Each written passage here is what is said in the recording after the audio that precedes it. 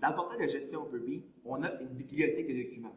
Cette bibliothèque de documents-là va vous permettre de gérer les documents de la copropriété, bâtir les archives et ainsi assurer que vous êtes en mesure de passer tous ces documents-là d'un conseil d'administration à l'autre et aussi les rendre disponibles aux copropriétaires ces documents qui sont pertinents pour eux.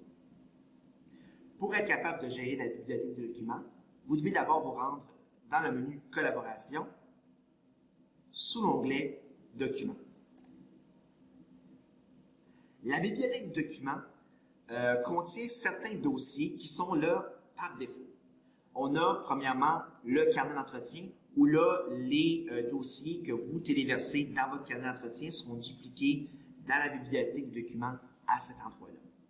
On a aussi le dossier des contrats des fournisseurs où là, encore une fois, ce qui est enregistré dans le registre des contrats va être dupliqué dans le dossier de contrat des fournisseurs. Par contre, une chose à préciser, si ces registres-là dupliquent les documents dans la bibliothèque, le sens contraire ne s'applique pas. Donc, lorsque vous faites de la documentation de contrat ou d'éléments du carnet d'entretien, c'est important de faire cette documentation-là dans les modules spécifiques, puisque à travers la bibliothèque, ce ne sera pas possible de le faire de cette façon-là.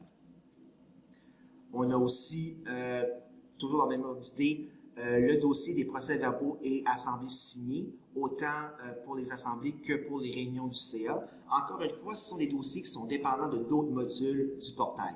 Dans ce cas-là, c'est le module de réunion. Donc, une fois que vous terminez une réunion, que le procès-verbal est signé et approuvé, lorsque la réunion est close, le procès-verbal va aussi s'ajouter à cet endroit-là. Encore une fois, comme c'est le cas pour le carnet d'entretien et le contrat des fournisseurs, le contraire n'est pas possible. Donc, si vous voulez documenter des procès-verbaux de réunions antérieures, vous avez toujours l'option de créer un autre dossier dans lequel vous allez être capable de créer cette archive-là. Justement, pour créer un dossier, vous pourrez vous rendre dans la section de droite où vous pourrez appuyer sur « Nouveau dossier ». Vous aurez deux choses à faire essentiellement, soit de donner un nom à votre dossier. Pour reprendre notre exemple de tantôt, on va faire un dossier pour les procès-verbaux du CA antérieur à l'adhésion à Upperbee. Donc, procès-verbaux CA. Et ensuite, on peut choisir la visibilité du dossier. Donc, qui va avoir accès au dossier? Une visibilité publique indique que quiconque est connecté au portail, que ce soit un copropriétaire, un employé du syndicat, va avoir accès à ces documents-là dans la bibliothèque de qui ils ont accès. Si on décide de restreindre la visibilité aux membres du CA, seuls les administrateurs et la compagnie de gestion, dans les cas applicables, vont avoir accès à ce dossier-là. Et si on décide de mettre une visibilité restreinte aux gestionnaires, seuls les employés de la compagnie de gestion vont avoir accès à ce dossier-là. Il y a des cas où ça peut être pertinent, comme par exemple s'il y a des documents de travail que l'on veut associer à un syndicat en particulier, c'est possible pour le gestionnaire de se faire un dossier et d'y téléverser tous les documents. Donc, ça rend ces documents-là accessibles à travers le portail du syndicat pour l'employé en question. Une fois la configuration prête, simplement appuyer sur Enregistrer et le dossier va s'ajouter dans la bibliothèque de documents. Maintenant, lorsqu'on veut téléverser un fichier dans la bibliothèque des documents, premièrement, vous devrez choisir le dossier dans lequel vous voulez téléverser le fichier en question.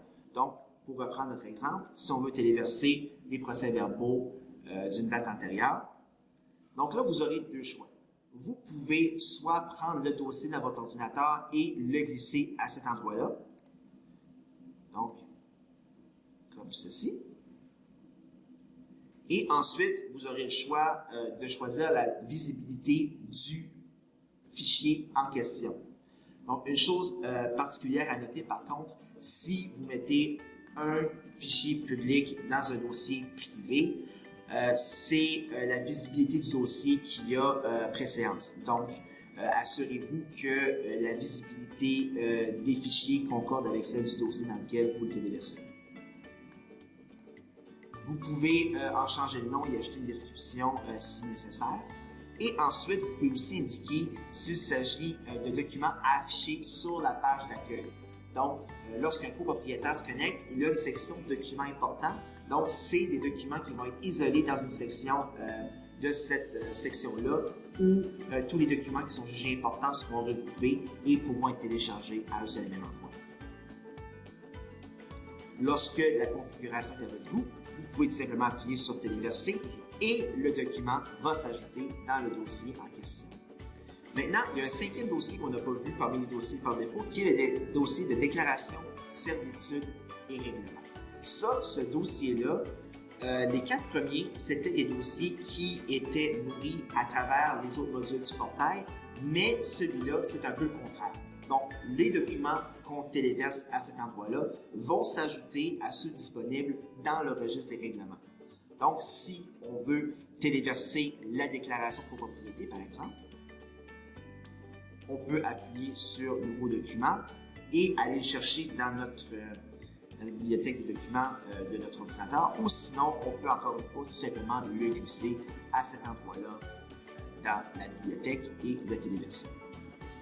Et donc, tous les documents qui vont être présents dans le dossier déclaration, servitude et règlements vont aussi se retrouver dans le registre des règlements de la copropriété. Donc, vous voyez ici la section déclaration, servitude et règlements. Lorsqu'on l'étend, on va voir les 2 documents qui étaient présents dans la bibliothèque à cet endroit-là. Maintenant, il y a plusieurs options qui vous sont offertes en lien avec les documents qui sont présents dans la bibliothèque. Vous pouvez les modifier.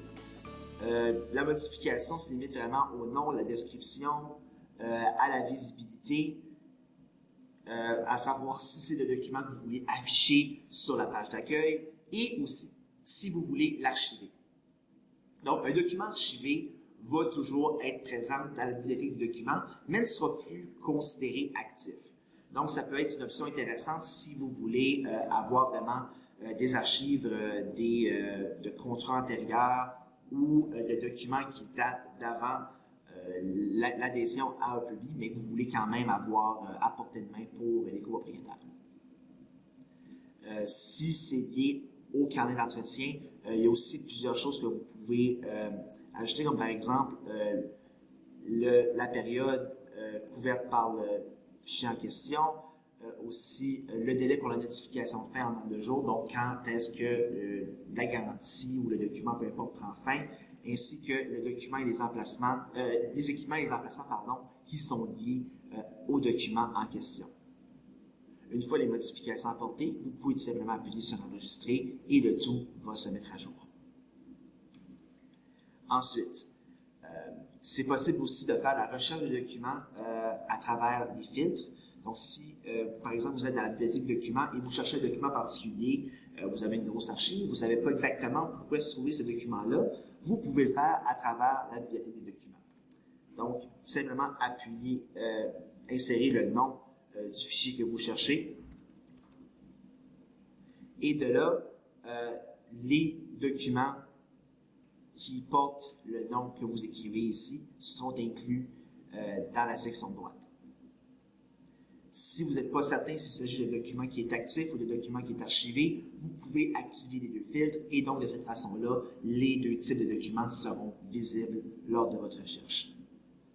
À travers la bibliothèque de documents, c'est aussi possible de faire parvenir certains documents à des particuliers. Donc, par exemple, disons qu'une personne veut avoir la copie de déclaration en lien avec une vente, par exemple. Donc, ce serait possible, à travers la bibliothèque de documents, de lui faire parvenir le document en question. Pour ça, tout ce que vous avez à faire, premièrement, c'est de sélectionner les documents que vous voulez envoyer par courriel et ensuite appuyer sur « Envoyer les documents par courriel ». Et de là, vous serez en mesure d'ajouter le courriel de la personne à qui vous voulez l'envoyer, donner un sujet à votre courriel et ensuite le contenu du message. Le fichier sera toujours disponible dans le courriel à travers un lien de téléchargement. Donc, ce ne sera pas une pièce jointe, ça va vraiment être un lien qui va permettre à la personne de télécharger le document en question. De cette façon-là, ça permet de faire en sorte que s'il s'agit de documents qui est très volumineux, ça permet de quand même être en mesure d'envoyer le tout sans avoir les restrictions de certaines boîtes courriel qui ne permettent pas d'avoir la réception de fichiers qui dépassent un certain volume. Et donc, à travers la bibliothèque de documents, vous pouvez gérer une multitude de documents et assurer de les passer au prochain conseil d'administration. C'est ce qui fait le tour des fonctionnalités de la bibliothèque.